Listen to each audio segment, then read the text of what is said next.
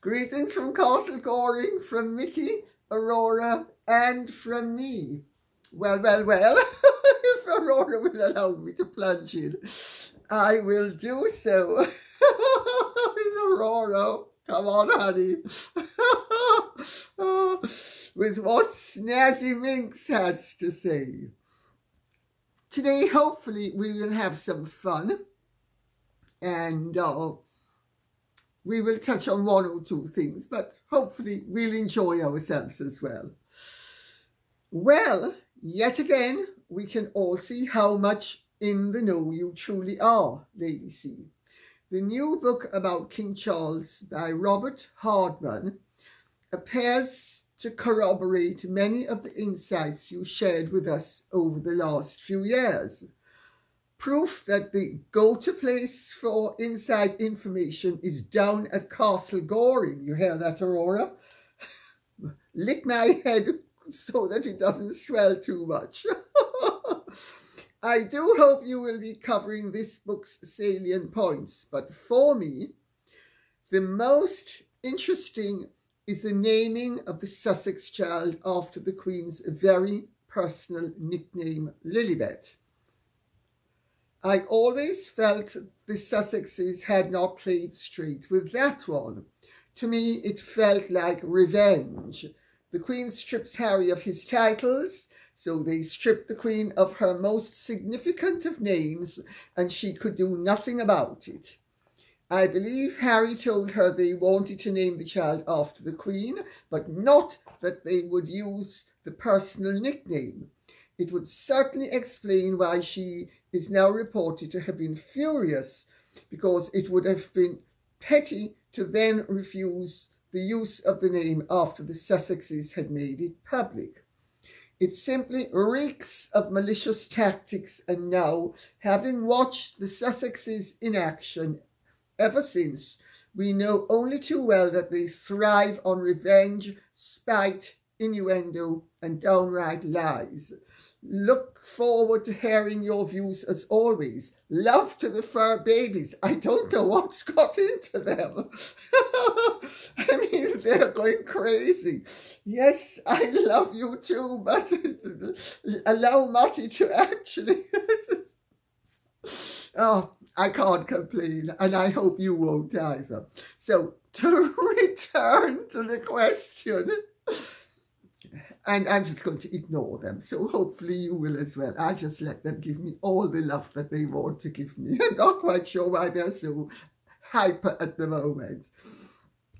Maybe it's because I just gave them some biscuits. It could be that, and they're begging for more. Well, I will, of course, be covering Robert Hardman's book. I would imagine it's going to be a pretty sound. So far, what I have heard of and read seems pretty sound. Insofar as the name Lilibet is concerned, you might recall that at the time I said that Harry had told the Queen he wanted to name the child after her, and she had assumed that he was going to name the child Elizabeth, and that she was not best pleased when he had named the child Lilibet. I don't really remember exactly how I put it, but that was my message. And he put her in, as you have rightly observed, in an impossible situation, because had she then objected, it would have been not only pointless, but it would have appeared to be malicious and carping and petty. And in fact, Meghan, like many very narcissistic people, is very adept at putting people into a lose-lose situation. What Meghan and Harry actually Meghan is the one who thought of it, I have no doubt, did was make it impossible for her to actually be anything but slammed into a corner, because they announced the name after they had registered the birth, which meant the name couldn't be changed. Do you see how really underhand and indeed nasty they are? And do you see why there was consternation at the time that they had done what they did?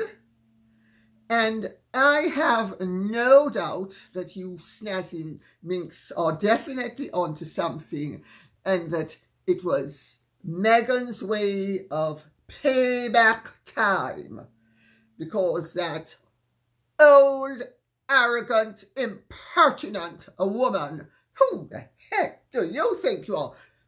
Just because you're the Queen of England, you think you own the word royal, but I'm going to show you. And she did.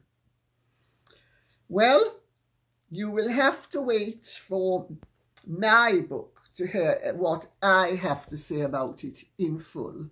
But pretty much I will have to say everything Robert Hardman said was what I have previously said, and what I will be saying, maybe in a bit more detail, because she was outraged that they had done it. Outraged. Anna Key says, 11:12, I only looked at the TIG once, soon after media articles that Meghan had to stop the TIG now that she was with Harry. The likes for the posts had been very high, but the latest ones had much lower likes, which indicated to me the likes had been purchased. There's no doubt there would have been more people looking at the posts after she became famous than before. So that was weird, or the bot payments stopped. I've seen an ad here on YouTube offering payments to people to watch and like videos. That's not morally right either, in my opinion. Well, you know the expression, BS reigns supreme in public relations circles. And Meghan, I fear, has always been the past mistress of fecal accumulation, hence why she needs 16 bathrooms, and keeps them well topped up with her BS. That is, though, Anarchy, a very good point that you have made. And it shows that, as I've said before, that I've been told she's an old hand at this sort of thing. So, Marcia Sagador says, I think basic insanity is what all these new designations used to be called, especially if there was more than one going on at the same time. In almost every video of the wife in public, you can see examples of a constant forced act with her face as her expression changes in an instant from one of normal to savage, or her eyes change from blank to demonic. And it isn't gradual, but instant, shocking and scary. It's like she's always fighting to control something inside her trying to get out. I've said it before, as nice a man as her father is, there's no way he didn't know there was something very wrong with her from early childhood. I've seen those same squint eyes and facial expressions lasered in on others in home videos. I also think that he overcompensated for this with his constant spending and attention on her, trying to change what was already inherently in her genes. What we now see is the end result of allowing more is never enough to run rampant. All allegedly, of course, and just my opinion. Well, you know, parents may and usually do pick up on little things with children, but then talk themselves out of their observations. I think it's perfectly natural. And I know that Thomas Markle was more surprised than anyone else when, after 36 years of believing that Meghan loved him, she discarded him the way she had discarded Trevor. I know this as a fact because I know it from him. As for spotting the possible disturbance underneath, if you're a parent, you accept your child, don't you? And unless there is something so grossly wrong with the child, you just take it in your stride. And Meghan's personal atrocities, is how I will put it, have emerged only, as Nikki Priddy said, post-fame. She says there were two Meghans, pre-fame and post-fame. And her father has told me that he noticed a change in her when she fell in with the Soho House crowd. But he did not at that time have any indication or idea that it would end up being what it has become.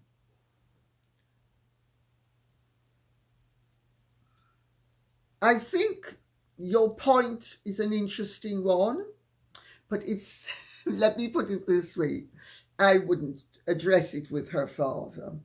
Well, actually, maybe I should, but I'm not sure I will. I need to think about it. Veronica de Pluton says, "My dear Lady C, I am writing to you as I see on TV the crowning of Frederick X of Denmark. He is rarely emotional. He certainly was. He even has tears in his eyes, and he looks between excited and worried about the huge responsibility that now relies on his shoulders. Maybe it was only my impression, but I think he's now very aware of his position in life. I just read some news about him, that he told Genoveva Casanova on the phone that their special friendship was over for good, and that his wife, Queen Mary, gave him an ultimatum: no more no more indiscretions, or this is over. Do you have any information about it? I would love to know a bit more about this couple, because I've had enough of the two demon spawns of Monte Shit Show. I wish you, your boys, and your baby girls all the best." Well, Veronica de Pluton, I did get on the bongo drums, and I did get back a bongo drum messages. Evidently, the real reason that Queen Margarethe abdicated is her health and her observations that if she limps along, she would be doing the Danish state and her son and daughter-in-law no great service, because they would have increased responsibilities without the position, which would be something of a poisoned chalice. Also, since you've touched upon the business of Genoveva Casanova and the rumours, it would have been unfair and it would have not knocked that story on the head if Frederick and Mary had continued to be crown prince and crown princess, and it kept on bubbling over. So, but it was not a motivating factor. It certainly wasn't the great reason that some people think it was. And, you know, it's a marriage of that nature is either going to last or it's not. A crown princess isn't going to vacate her position so that some Mexican totty can then fill her shoes. I mean, that's not how life works generally, and that certainly isn't how life works in sensible royal circles. And the Danish former queen, the abdicated queen, she's still a queen, of course, but she's no longer a queen regnant, she's now a queen emeritus. And, or maybe I should say emerita, I think. And, you know, it's... Sometimes things are exactly as they seem, and there's not really much else. But I suppose all of this adds spice to the meal, and therefore people like to consume spicy meals rather than bland fare, shall we say. So, hopefully that answers the question. Kate Baungard says, Dear Lady C, as you know, in Denmark, our crown prince was proclaimed King Frederick X today. Prince Joachim was present all day, but his wife, Princess Marie, declined the invitation to one of the biggest events in Danish history due to their children's school tomorrow. This is the second time she has declined a big event since their children's titles were changed. She is beginning to give me Meghan Markle vibes. I love it. Along with Prince Joachim's ex-wife Alexandra, you know, the one that ran away with a photographer from whom she was also divorced. Both Marie and Alexandra have been whining to the media about the title change. Do you know what's really going on? Well, I'll tell you what I've heard, and I don't suppose it's far off the facts. Both Marie and Alexandra have their noses out of joint because they do not like the fact that their children were demoted. And I have to say, I see their point of view. Marie's point of view is even more valid than Alexandra's, because really it's the way Alexandra's children were behaving that triggered the demotion. And they could, the Queen Margarethe, Margarethe couldn't just demote the elder ones and not the younger ones. So Princess Marie does have a certain point, because her children got caught in the crossfire, so to speak. So I get why her nose is a little bit out of joint. And if she wishes to express her displeasure, I would be the last person in the world to say she shouldn't. Also, her children are no longer babies. So I'm pretty sure that they could have managed to go to school without mummy hovering like a helicopter. I think that's a very Megxanian excuse, but I think her justification is not Megxanian. I think it's more real than anything else. So I hope that answers the question.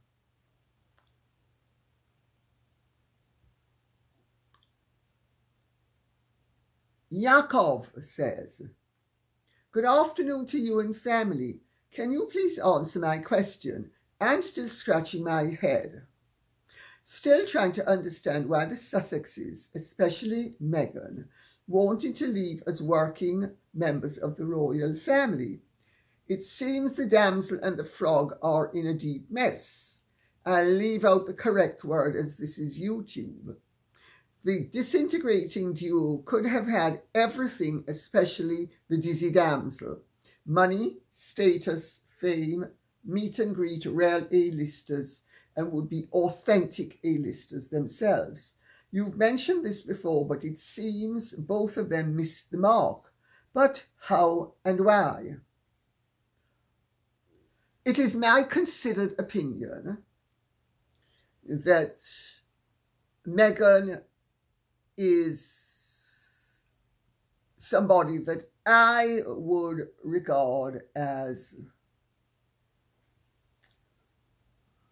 well, let me put it this way. I find her disturbed and disturbing. I need to say that for legal reasons.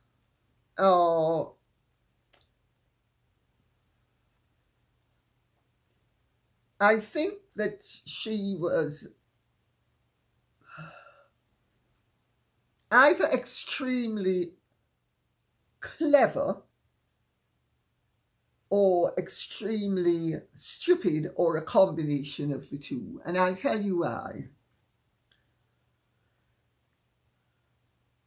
There is little doubt in my mind that Meghan is so financially driven that it was intolerable for her to stay in the royal family, and she is also so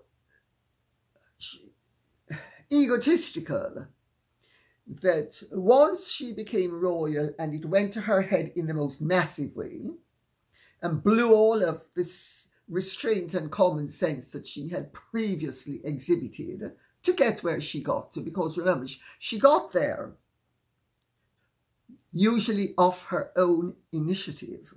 So let's remember that. She is a self-made woman to that extent. I think that her personal flaws, her egotism, her envy, her greed, her far-sightedness, that am I going to be able to hack this? And am I going to be able to hack him forever? What happens when I don't feel like it anymore and I can't do it anymore? Although I don't want to do it anymore. I mean, at the moment I'm highly motivated because it's getting me all the glory. But what happens when there comes the point where I just can't do it anymore? And she looked around and saw what had happened with Sarah York, the Duchess of York. And she thought, no, it's never gonna happen to me. I'm gonna move out while the moving's good. We're gonna make money. I'm gonna make money with him. using his royal status and his royal position and his popularity. I'm going to be coasting on his coattails, and I'm going to get us one huge fat community property. I don't know even what word to use. Pot. Let's stick to pot. And I'm gonna move us to a place where I can make the money. And when we get divorced, I get my hands on as much of that money as I can possibly engineer. I think it's as simple as that. I don't think that she could cope with, because you see, she had achieved all her ambitions in one way, but hadn't achieved them in another. She was now a huge media star, but it wasn't her show. And she needed it to be her show. It needed to be about her. She needed to be the director, the producer, the playwright, the star. And Harry would be sometime walk-on a bit player. And we, the rest of the world, would be the audience applauding. Well, she'd achieved enough to hope to convert her newfound status into stardom. And it hasn't happened. Why hasn't it happened? Because she has used herself as the vehicle, and we don't like the ride that she's given us. We don't like the look of the car. It rattles too much. It splutters, it stops and starts. It's not the sleek number she said it was. On the contrary, it's a jalopy that has no redeeming virtues. I hope that answers the question. The Beth Tague has been gracious enough to correct me. She has said, just to get your facts correct, Mary is the first Australian-born queen. I would stand corrected, Beth Tague, if I had been in the wrong, but I'm afraid I wasn't.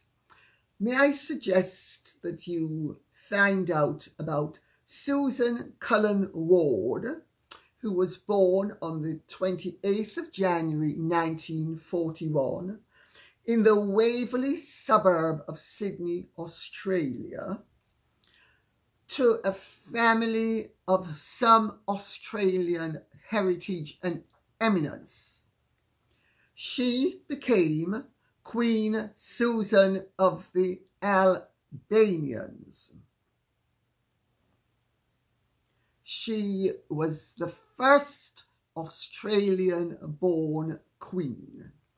Also, unlike Queen Mary of Denmark, who was merely born in Australia of Scottish parents, born and raised in Scotland, she had heritage in Australia. So, thank you for the correction, but I'm afraid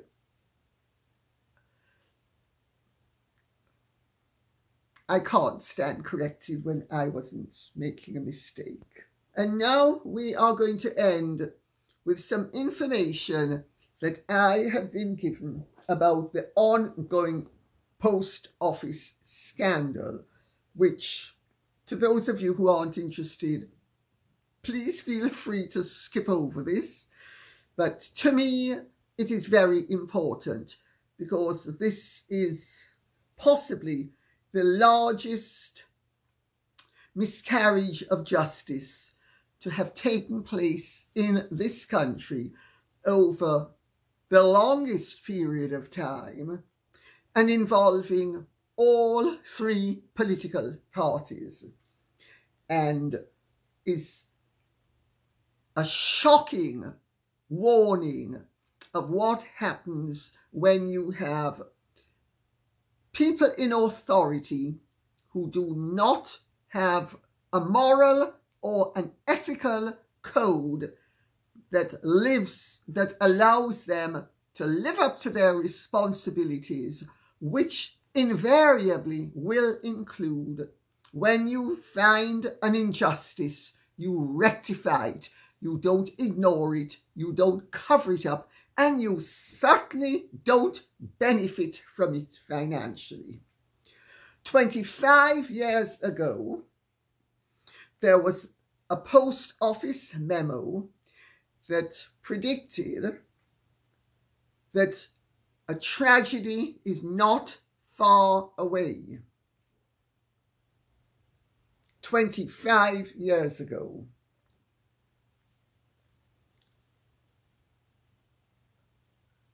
It was obvious then that problems were definitely looming and would happen, and they did. Tony Blair was the Prime Minister at the time all of this started, and he knew there were problems with the Horizon program from Fujitsu, and he was warned that if he didn't go along with it, it might have financial consequences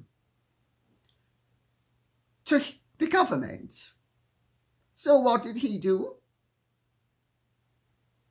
Covered his filthy person and went ahead with it with no care for the consequences to the innocent people who have suffered. That's the start of it.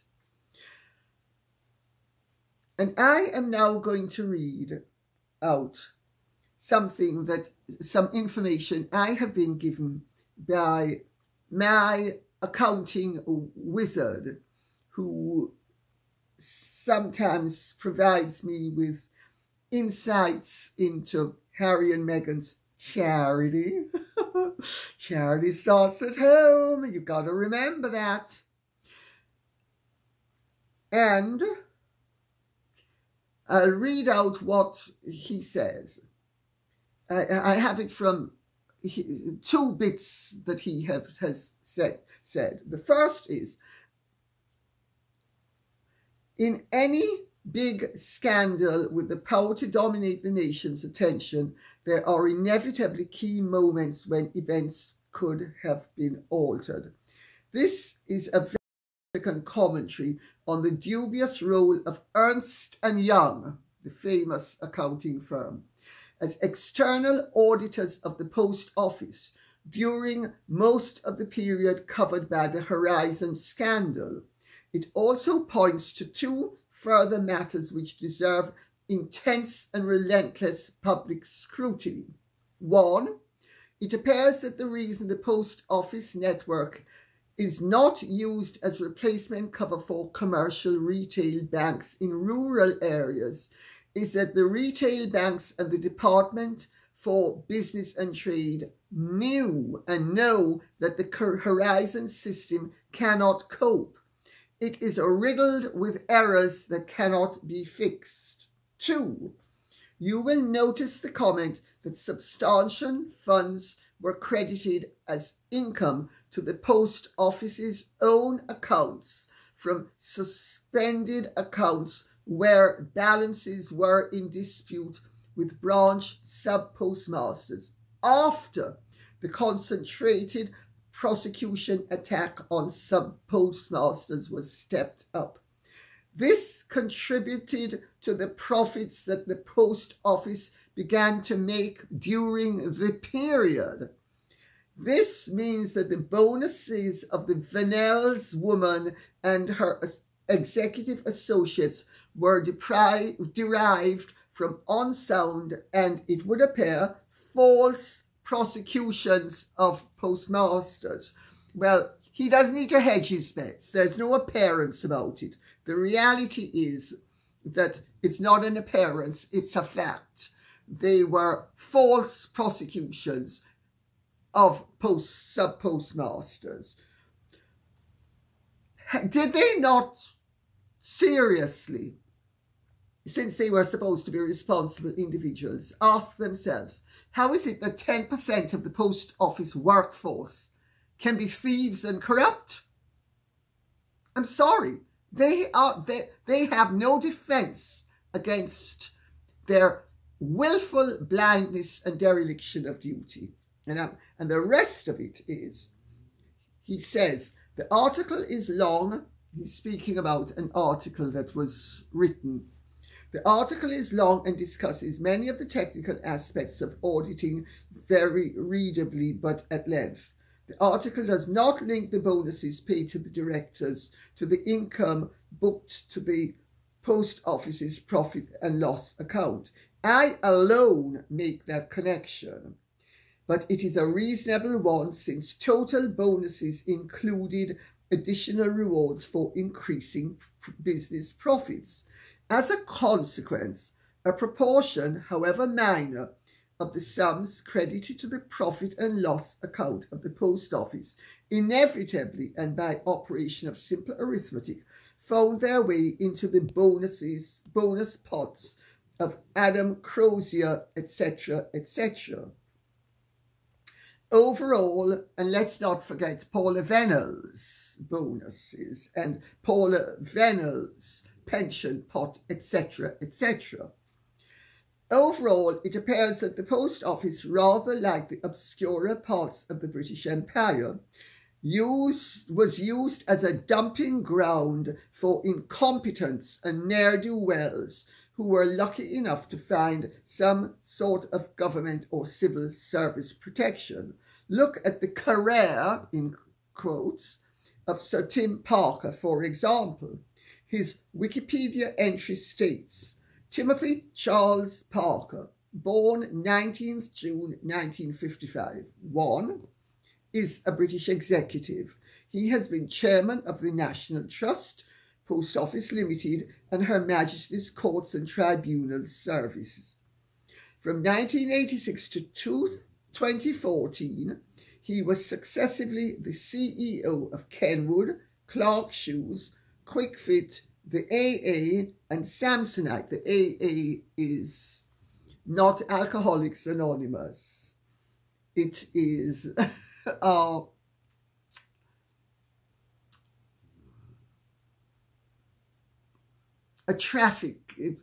rescue service in this country, to try to explain it for people who are not British. It's the Automobile Association. The mess made of the National Trust, the courts and tribunal services, the closure of the Clark's show shops around the UK, the controversial privatisation of the Automobile Association. Parker presided over the lot. The Venel's woman failed by a whisker to be appointed a bishop by Archbishop Welby. She actually was trying, with his connivance, to become the Bishop of London. She was given a project to supervise the closure of vast numbers of church parishes and their amalgamation into business units run by local directors who would not be required to be members of the clergy. It was an asset-stripping exercise in all but name. I think it has now been halted. And may I interject at this stage and say, Jesus threw the money changers out of the temple in Jerusalem. Paula Venel's and certain figures in the Anglican Church decided, oh, let's set up money changers in the British equivalent of the Temple of Jerusalem. Charming. I have to tell you, as somebody who is actually a believing Christian, I think it is beyond shocking. But let's continue, because this is a scandal that is spreading far and wide, and thank God it is, because all of the misdeeds that have been taking place in the last several years will hopefully be brought to a halt, if not reversed. Adam Crozier is one of the more brutal colonial types. It was under his rule that the main drive to persecute sub-postmasters began. I think he means prosecute, but persecute seems a pretty appropriate word in the circumstances, even though I think it is an error. Apparently he earned, that is, he paid himself £11 million of bonuses during his period in office at the post office. Mr. Crozier, would you like to come for dinner? Castle Goring needs a donation from you. Cash, please. Total bonuses paid to those above and their associates during the 20-odd years during which the computing faults were known and hidden amount to a sizable sum. It is in excess of £30 million and may well be much more. I have yet to check every single issue of the post office's published accounts. I may do this on return from holiday. Not only bonuses should be examined, but also the top-ups to pension pots when these people left the post office.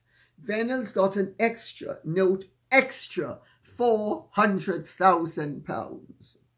All the bonuses and extra pension top-ups should, in my view, be seized by the government and paid into the compensation fund for the persecuted sub-postmasters. I guess the total would be around 70,000 to 70,000 to 100,000 on average for each one. Only by doing that would the Christian principle of a tithe for the poor be put into practice. Perhaps the Venables woman should like to make a start and set an example. Shall I hold my breath? Then he apologizes for the length of the message, and I told him, please don't. It's invaluable.